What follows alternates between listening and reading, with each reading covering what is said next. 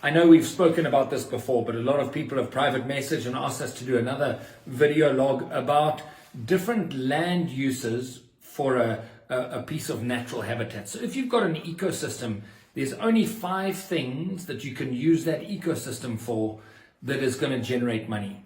You can settle it. In other words, you can divide it up and you can build factories, you can build infrastructure, you can build roads or homes or whatever. That's not going to leave very much of the ecosystem.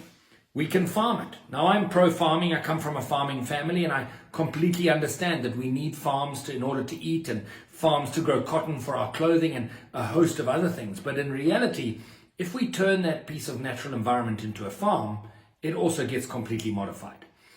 If there's available minerals there, we can mine it, which significantly modifies it. If there's the correct timber there, and we all like to have hardwood countertops and hardwood floors, we can log it, but there'll be significant impact, which leaves only one other land use, which is tourism.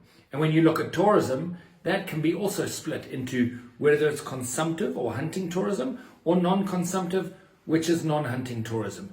And yet that's a complete misnomer, because the idea of one being consumptive and one not would suggest that the non-consumptive has less impact.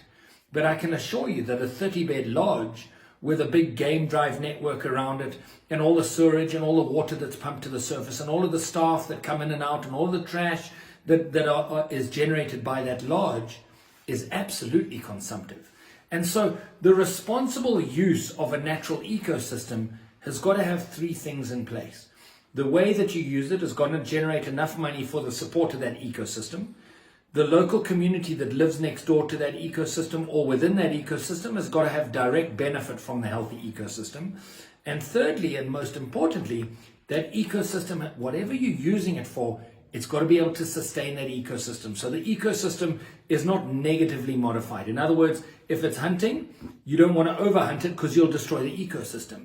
If it's a photography area, you don't want to oversubscribe to it because it destroys the ecosystem. So really, if we look at the big picture within those 5 land uses, tourism is the only one that has got a hope of preserving the ecosystem, and even then, only if it's responsible tourism. Anyway, tell me what you think, leave me a comment, and let's engage in some discussion about this.